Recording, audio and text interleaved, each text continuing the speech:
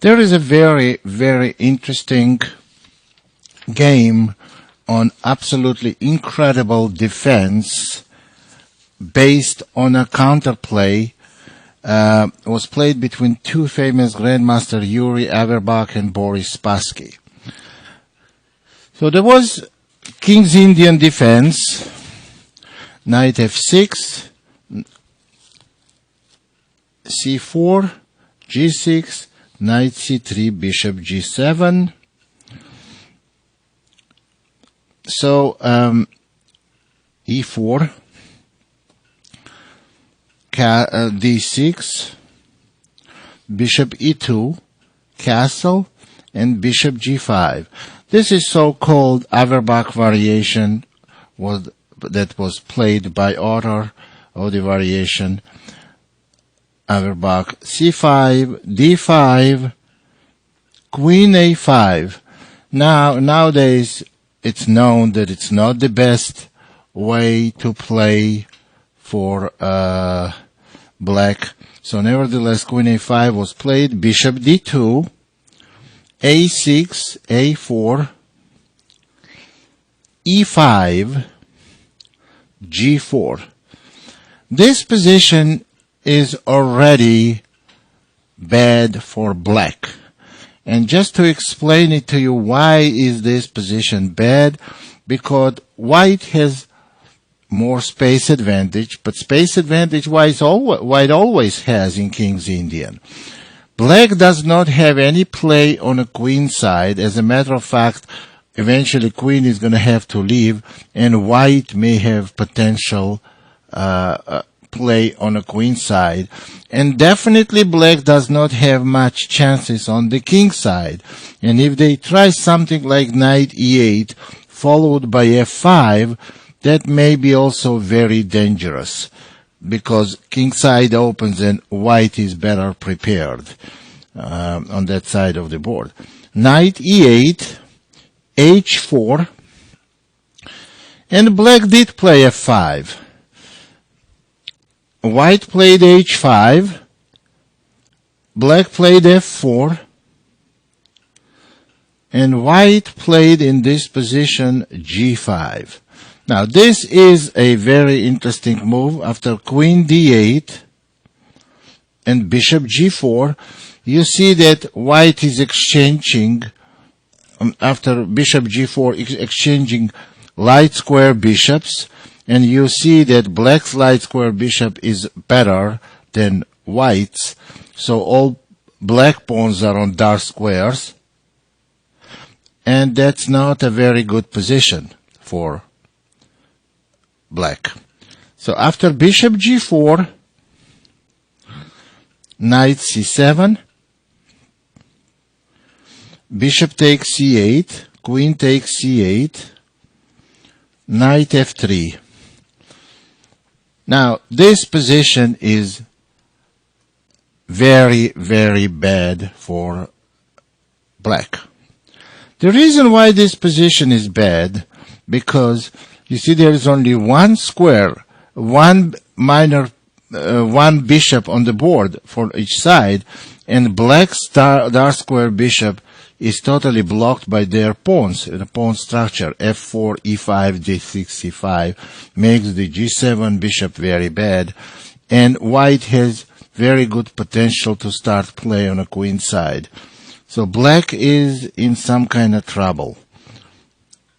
Now, on a high level, when you have game between two grandmasters, you can see, they see these things, and they see the danger of the position. There is no immediate danger for black, but there is clearly, you can see it's very clear that black has no counterplay.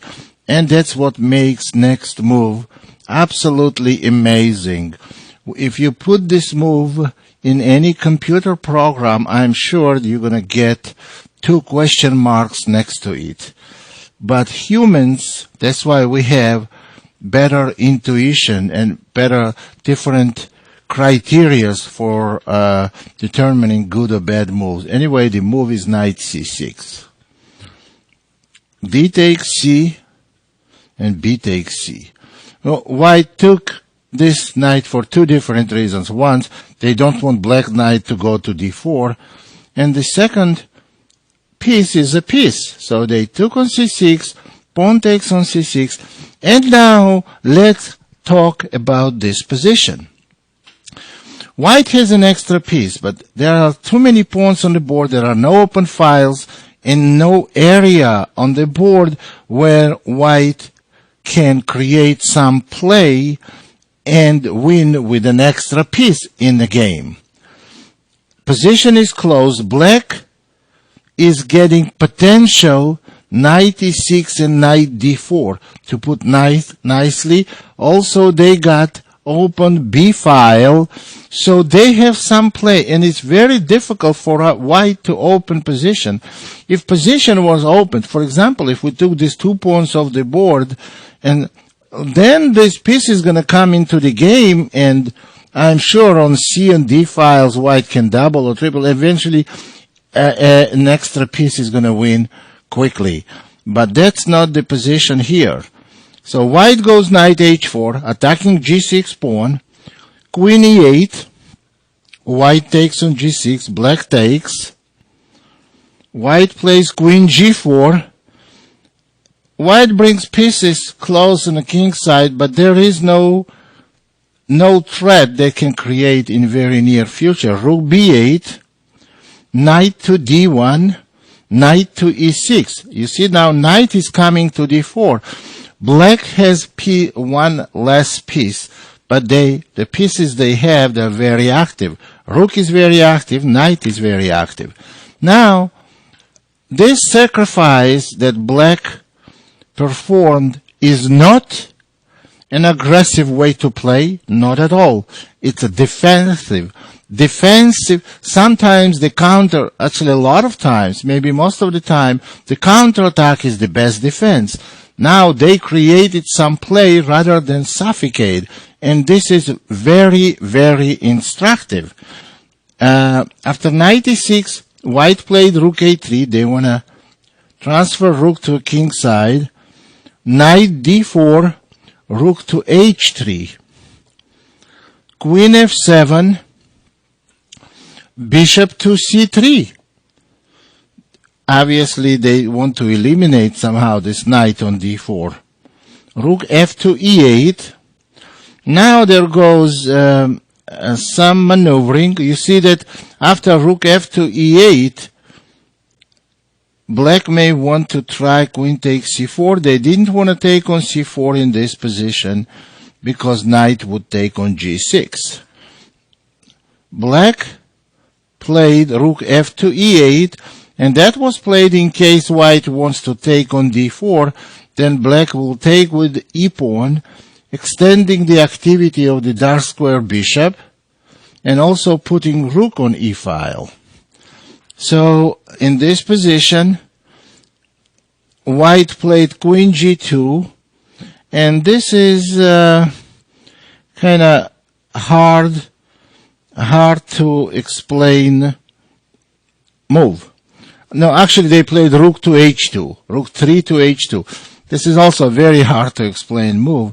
And black played queen takes c4, and after knight takes to g6, black played rook e6. And all of a sudden, white has some concrete problems to solve. On move like knight h4, black may go f3, create very unpleasant threat, queen e2 mate. And it's very hard for white to meet this threat. So all of a sudden, white is on defensive. After rook e3, bishop takes d4. And here, black plays rook takes g6. Queen f5 and queen to e6. That's another wonderful assessment of the position. The position is amazing. Queen e6, queen takes e6, rook takes e6, Now bishop moves back to c3. Now, what happened? Black does not have any threats. White has an extra piece. Queens are off the board. But d5 gives black very dangerous pawn center. And after f3, rook to b3. You see, black continues with their initiative while white's pieces are totally discoordinated. After rook to b3, rook to h3, c4. Now what black wants to do is go d4, c5, and rook to b6. White is not very happy anymore because they have an extra piece, but there is absolutely no coordination between bishop on c3, rook on h1, rook on h3. That's totally cut off. And after c4, king d2 was played. Rook to g6. Now black wants to pick up the pawn on g5, which is very important pawn since black is going to have an opportunity to bring the rook into the game. And after rook to g6, rook to g1, d4, bishop to a5, bishop to f8, rook to g4, rook to d6, king c2, and rook to d7. Now we see that black wants to play rook d to b7 and put more pressure on b pawn. Rook to d7, g6, rook to b7 as was mentioned. And after bishop to e1, c5. You see those pawns keep moving. Rook g to h4. That threat of rook h8 check can easily be stopped by bishop g7. And now bishop a5 and c3. There is the black's strong pawn center in action. Pawn takes on c3 and rook a3. Remember, black cannot survive since they sacrifice the piece, extra piece, unless they are extremely active and they have to keep the counterplay going, creating very strong threats. After rook a3, c takes d, e takes d, extending the function of the bishop on g7 and wanting to go c4 next move. Rook takes f4, rook a2 check, king d3, rook b1. White has to go rook h1 and rook takes a4. Now the bishop is hanging on a5 and c4 check is threatening. King c2, rook b5, e5. Now this is interesting now. Now black is giving up white is giving up the bishop in order to go e6, trying to go e7 and create deadly threat on their own. After e5, which is an interesting move, black played d3 check. King takes d3 and rook takes f4. And you see how drastically the picture changed. All of a sudden, black is the one with material advantage, and white is the one that on defensive. Bishop c3, rook takes f3. Black is winning now.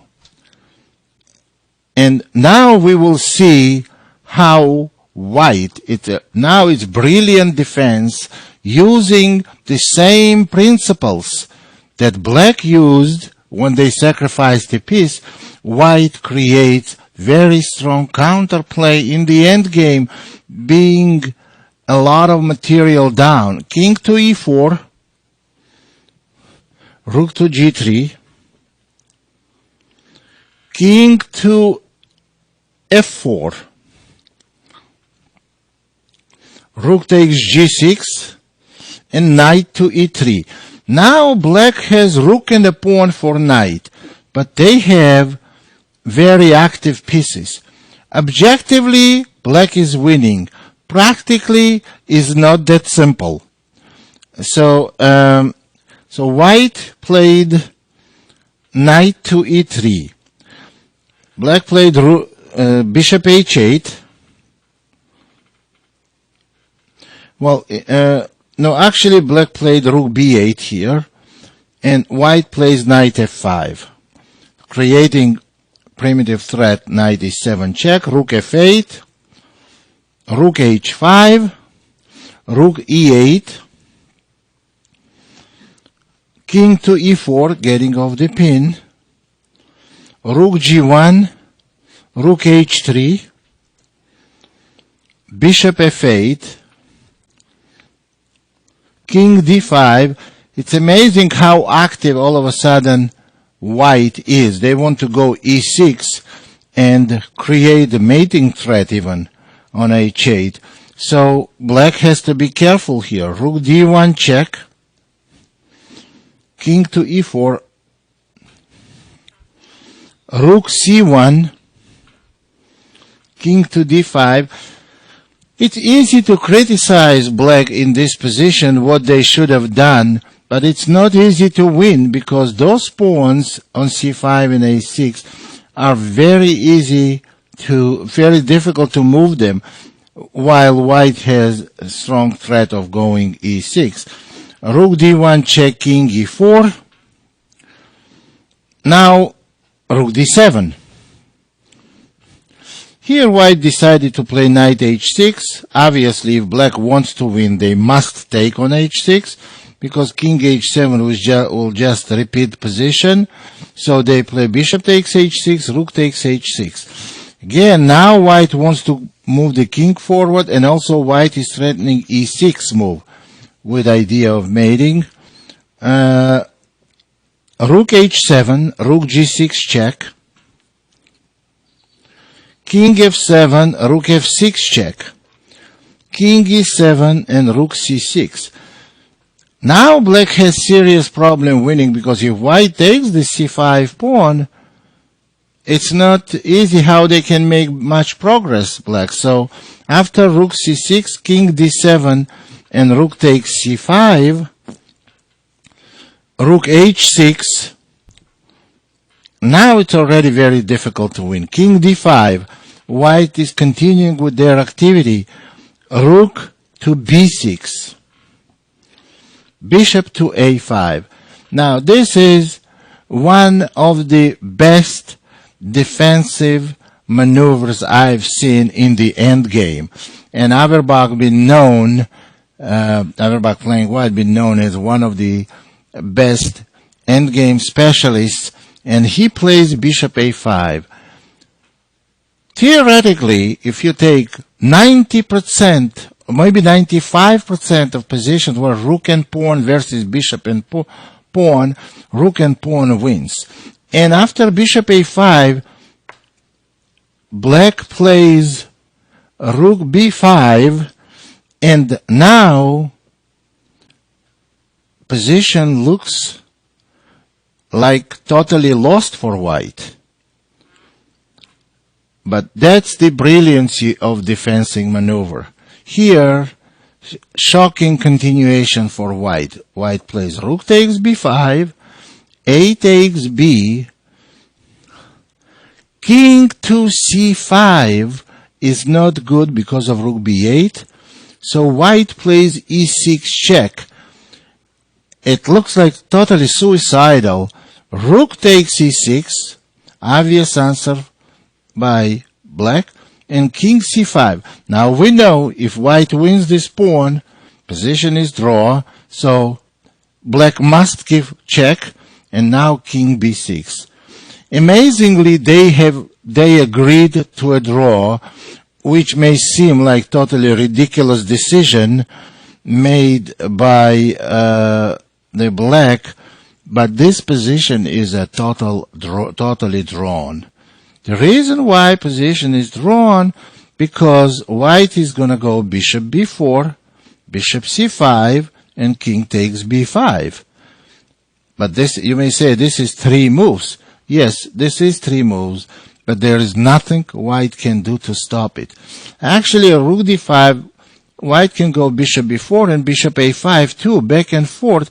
There is no way black can make progress. If they go king e6, I can go bishop c5 and next move pick up this pawn. There is nothing can be done by black. So white goes bishop b4 and bishop c5. Dead drawn position. Extremely interesting game. Of course, not without the mistakes, but you see how far can defense do. There was a brilliant defense based on piece activity, sacrificing piece, where is very difficult to point what is the compensation. And black got tremendous compensation. And then extremely powerful defensive maneuver by white, sacrificing the last pawn they have in exchanging rooks. Everything that contradicts main principles of the endgame.